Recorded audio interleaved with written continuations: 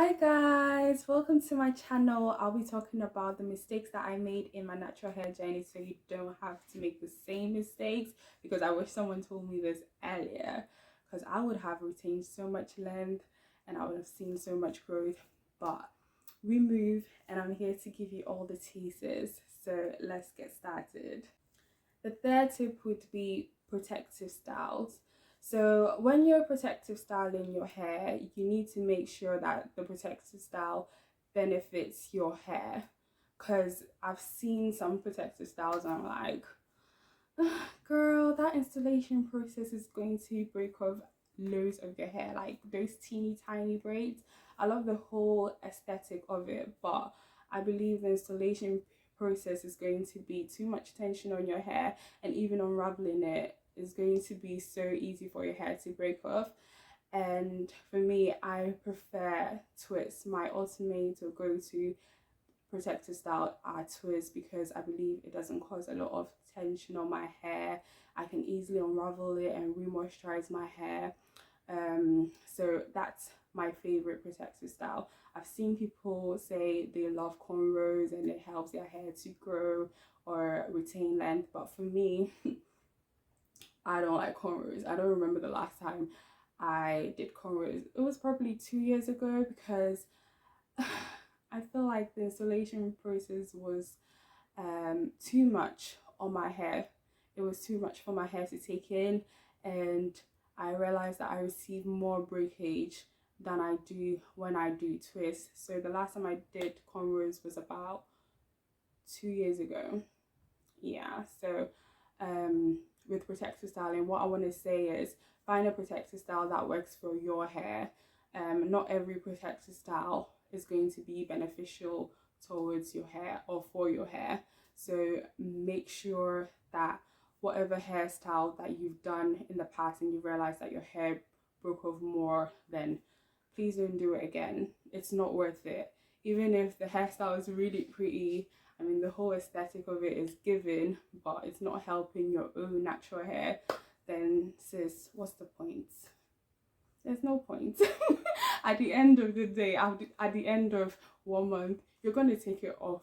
You're going to take out the extensions or whatever, and you're going to see your real hair. But you want to take out your extensions and be happy with your real hair as well, and see that you're also retaining length and you're growing your hair. So if the protective style is not working for you, there's no point. So make sure that your protective style is beneficial for your hair. The next tip would be wearing my hair completely shrunken.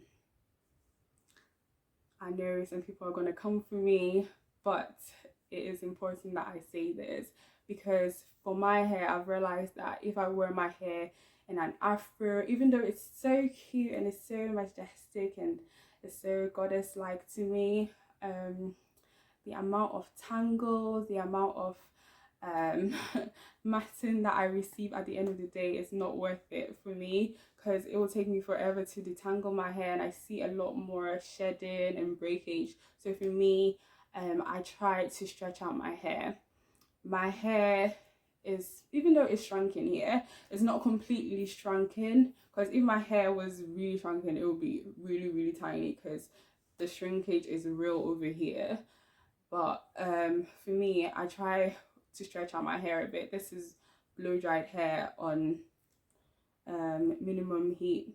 I don't really go in and use a lot of heat on my hair, but the main point is that I don't wear my hair completely shrunken because my hair is going to break off.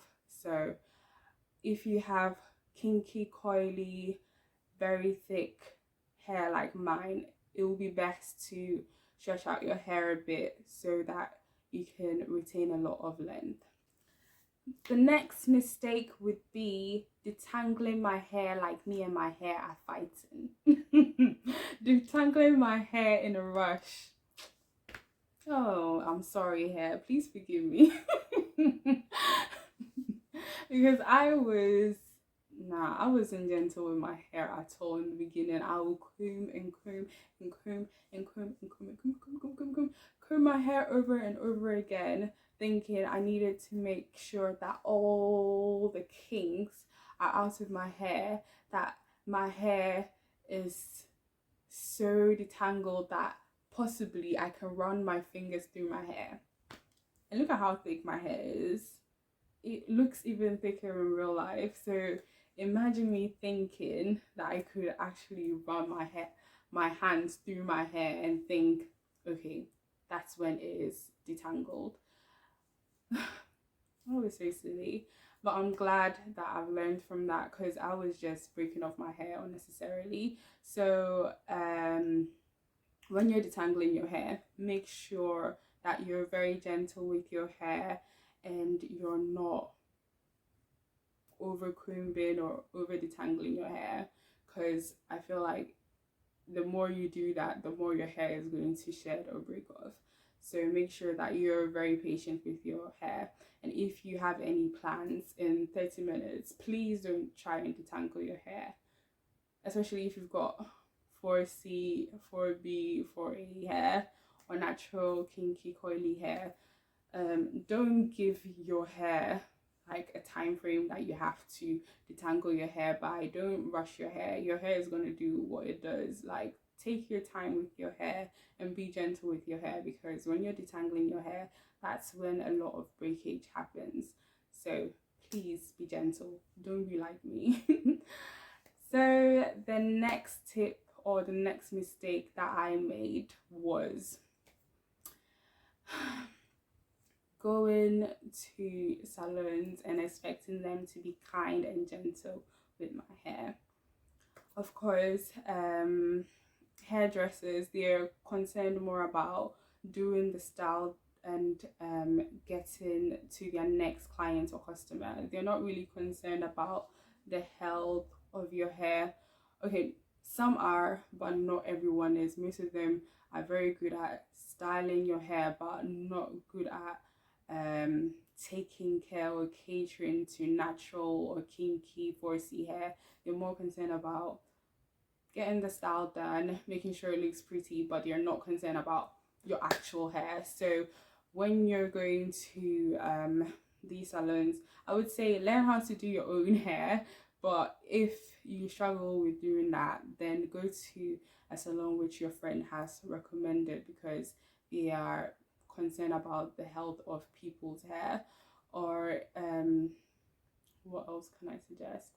So once it's hurting you, if you're detangling your hair and it's hurting you, tell them it's hurting you, because they're not gonna stop if you don't say anything. And I've realized in the past that even if I tell them it's hurting me, they just don't care. They're like, well, BT is pain, BT is pain. But yeah, it's not supposed to be this painful. So make sure that you do tell them it's hurting you, and be prepared to walk away if you can't take the pain. Because I've braided my hair somewhere before in the past, and they were being very violent with my hair. They were being aggressive towards my hair, like me and them have a problem, like I took their man or something. But the pain was too much. I just couldn't stand it. So even though they braided my hair, like a quarter of my hair, actually not a quarter, like just barely a quarter of my hair, I just stood up. I was like, nah, no thank you, I can't deal with this anymore. So I just paid for the quarter of the hairstyle, and then I left. So if it gets to that point and it's so painful and you can't stand it, please be prepared to leave, because you don't want to be crying at the end of 2 months when you remove the hairstyle and you're like, oh my gosh, my hair is gone, and your hair might say bye to you. So you don't want that. Please, please, please, please. So if it's hurting, either you tell them, or make sure you tell them, and if they're not paying any attention to what you're saying and they're still doing what they're doing, then please be prepared to leave. Walk out. It is not worth it. My next mistake would be copying and pasting someone else's wash day routine or someone else's hair regimen. Everyone's hair is different. Okay, even if you have the same porosity, you might not have the same density, you might not have the same hair type. So if you've already found a hair routine that works for you, please don't try and copy someone else's hair routine because she's got so many followers on YouTube. Don't do it. If you've not found a routine, of course you have to experiment to make sure you found something that works for your hair. But if you've already found something, there's no point to try doing something else. That's just how I see it. If it works for me, I'm not going to do what someone else is saying. It reminds me of the time where people were talking about oils are not beneficial or helpful to promote hair growth.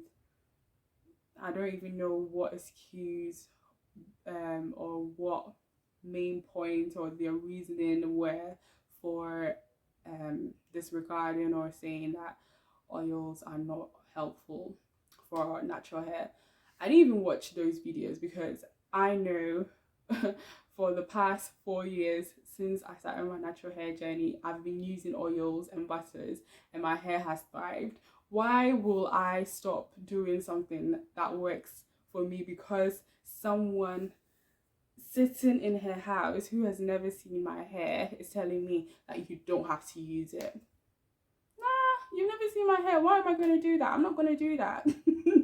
I'm not going to do that. I don't even need to watch the full video. I'm going to do what works for me because I know it works for me. So that's just me. So if you've seen that a routine works for you, then there's no point changing your routine to appease to the masses who are saying you have to do it this way. It's your hair, it's on your body.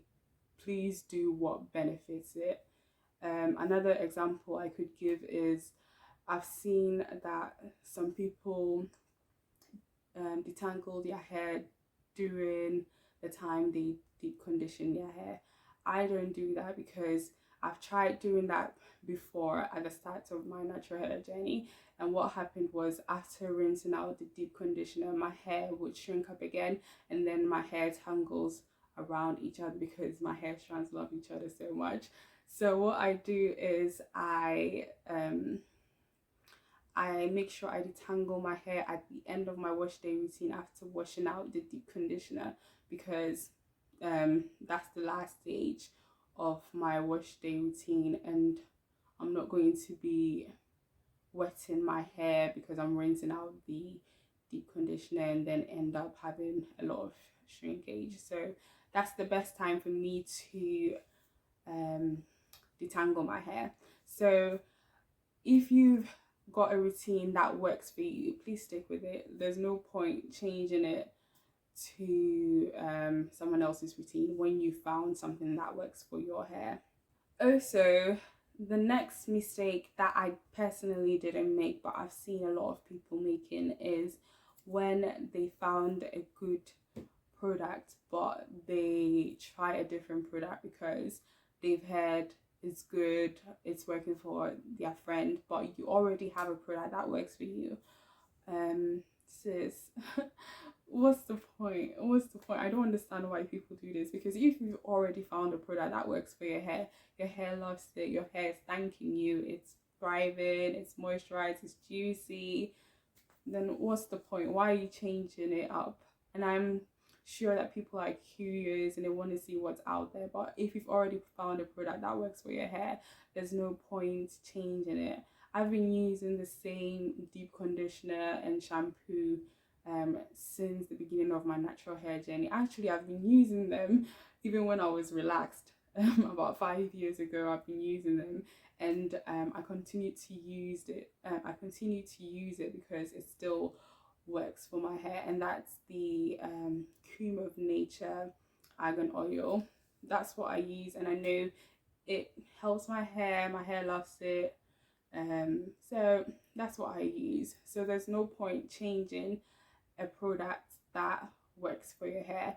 And I understand that if you're newly natural,